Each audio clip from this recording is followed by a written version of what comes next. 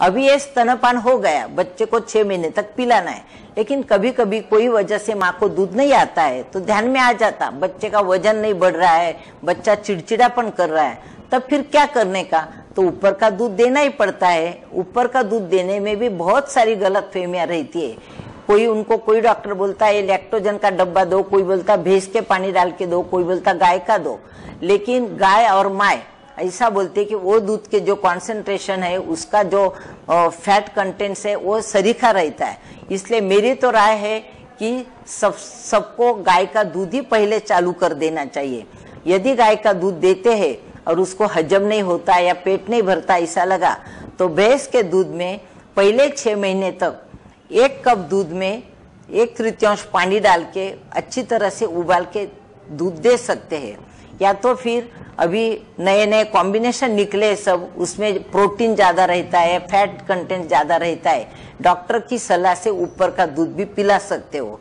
अभी जब दूध पिलाते हैं तो कभी कभी माँ का दूध भी बच्चे को सहने होता है, उसको प्रोटीन एलर्जी बोलते हैं। दूध में जो प्रोटीन रहता है उसकी एलर्जी होती है, तो जितनी बार दूध पीता उतनी बार उसको संडास हो जाती है।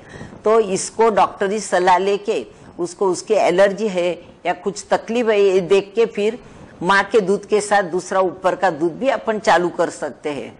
अभी दूध जब ऊपर का देते तो कैसे देना है, आजकल फैशन हो गई, सब औरतें फैशन वाली हो गई, बॉटल से दूध पिलाती है, लेकिन बॉटल से दूध पिलाना ये बहुत ही बड़ा, मैं तो बोलती क्या बच्चे पर बहुत बड़ा अन्याय है ये। क्योंकि बॉटल जो है तो बॉटल में से इन्फेक्शन जो स्टेरिलाइजेशन नहीं हो सकता है बराबर, क्योंकि बॉटल अपन उबाल भी लिए तो भी हाथ लग जाता, कहीं इधर उधर कुछ हो जाता है। माँ का दूध तो स्टराइल ही रहता है क्योंकि वो बदन में से आता है। तो बॉटल बने तब तक नहीं पिलाना है, बाटी और चमचे से दूध पिलाना है। और चम्मच से जब दूध पिलाते तो बच्चे को भी सेटिस्फेक्शन होता है और सबसे बड़ी बात है कि उसमें इन्फेक्शन नहीं होता।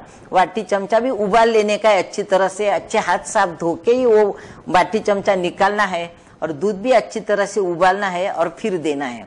अभी जब कभी माँ को दूध तो अच्छा आ रहा है लेकिन वो सर्विस को जा रही है, नौकरी को जा रही है, बाहर 5-6 घंटा जा रही है, तो क्या करने का, इस हालत में माँ का दूध निकाल के फ्रिज के अंदर 24 घंटा रख सकते हैं।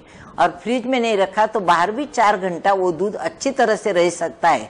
तो जब कभी सर्विस को माता जाती है तो उसको ऊपर का दूध पिलाने के बदले में ऐसा माँ का दूध निकाल के रखना है अच्छे बर्तन में, एकदम साफ सुथरा बर्तन में, और उसमें दूध निकाल के 4 घंटे तक बाहर रख सकती है। उसको आने में बहुत देर लगने वाली होगी तो फिर फ्रिज में रख सकते। तो इस तरह माँ का दूध भी रख सकते हैं। अभी तो इसमें जैसे ब्लड बैंक है उस तरह से मिल्क बैंक भी चालू हो गई है, बहुत साल से है, गवर्नमेंट तौर पे है और प्राइवेट तौर पे भी ये मिल्क बैंक चलती है। तो मैं जैसे पहले बताया कि बच्चा जिनका मर गया उनका दूध भी वो वहाँ डोनेट कर सकती है।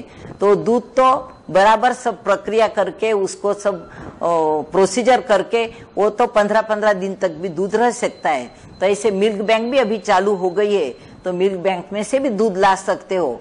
तो मेरी राय है कि ऊपर के डब्बे के दूध पिलाने से तो अच्छा है कि मिल्क बैंक में से भी आप दूध ला सकते हो। तो ये मालूमात भी मुझे आपको देनी थी।